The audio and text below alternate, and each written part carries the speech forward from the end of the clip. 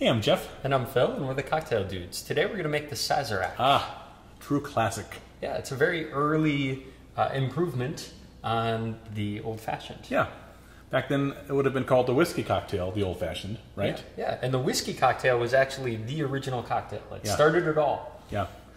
We have a great video on the history of the old-fashioned, right, in our Cocktail College section of our website. Yeah, no tuition for that. Yeah. And this was created shortly after that, in the 1850s in New Orleans, right, at the Merchant Exchange Coffee House. Right. Back then, when the word exchange was in the title of something, it meant bar. That's the bar. Yeah. That's where you go to drink. So that was a merchant bar coffee house. And it was sold shortly thereafter and renamed the Sazerac House because of the popularity of this cocktail. Yeah? Yeah. And it was named the Sazerac cocktail actually because of the brand of cognac that was used in it. Sazerac, Deforge, Ufis, right? Yeah. Sazerac, Deforge, and Sons. Yeah, and a lot of people are like, wait a minute, there's rye whiskey in this. Yeah. So what's with that? Well, things were fine with cognac, right? In the 1850s and 60s. And then in the 1870s, phylloxera came through and decimated the vineyards in France. And no grapes.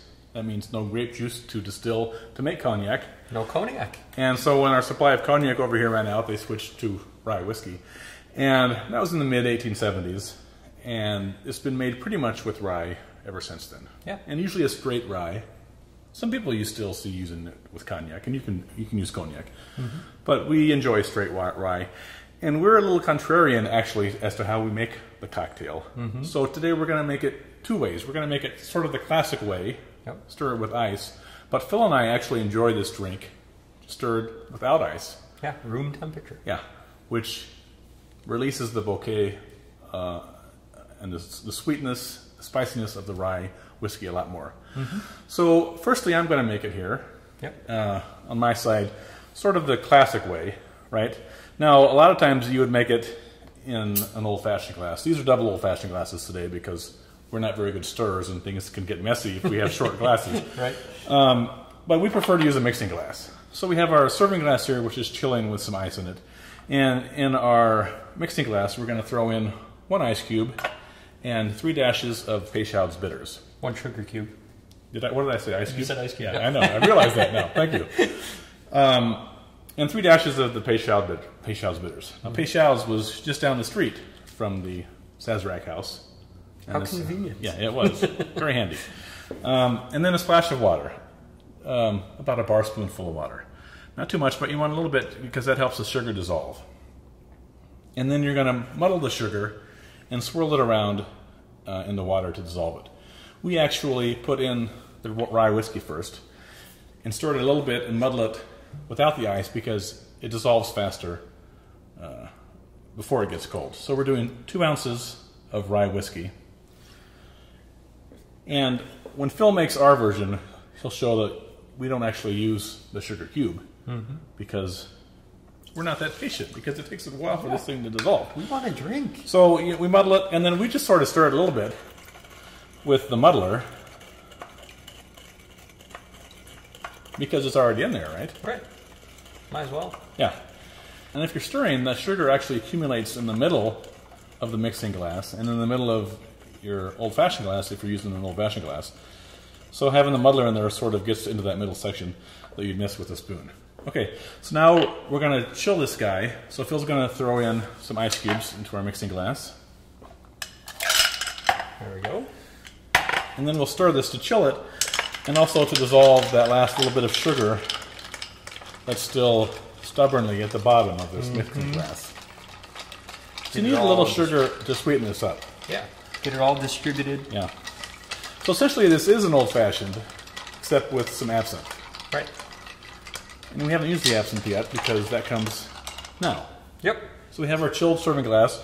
We're going to throw away the ice and the water that's accumulated in the bottom of that.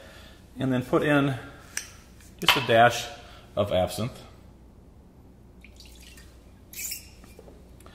And then we're going to swirl this around in the glass just to coat the sides. And then discard what's in there. So what we have in there is just sort of a little bit of absinthe. And on top of that, we're going to pour our chilled Sazerac cocktail.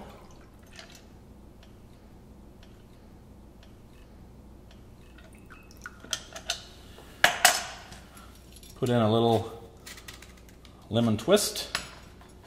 And the kind we make for ourselves, we will throw away the lemon skin, but traditionally you would throw it in there. So here's the classic Sazerac. That's right. All right, Phil? So I'm going to make it the way we like it. Okay. So we're going to throw the sugar in here. Now we're using the superfine granulated sugar. That's the baker's sugar. It's not powdered sugar, but it's just very finely granulated sugar. And we'll top that with the 3 dashes of the Peychaud's bitters. That helps it mix up a lot easier. You know, you don't have to spend a lot of time stirring and getting it dissolved. Yeah. Well, the superfine sugar, go ahead, is smaller when you look at it. Like if we had a microscope here, for example, the sugar crystals there are smaller than crystals in your sugar cube. So it dissolves faster in about half the time. Oh yeah. Now we're going to add our 2 ounces of straight rye whiskey. You could do this in the serving glass. We like serving it in a rocks glass, but stirring it is going to get the sides of your inside of your glass sort of messy. So again, we're going to stir it in our mixing glass.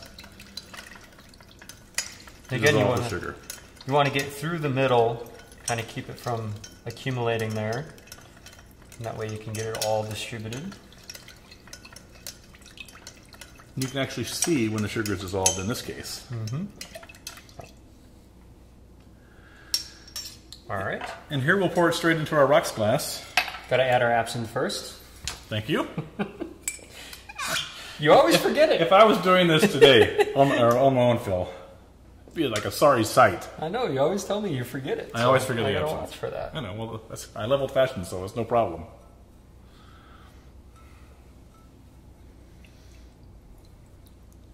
There we go.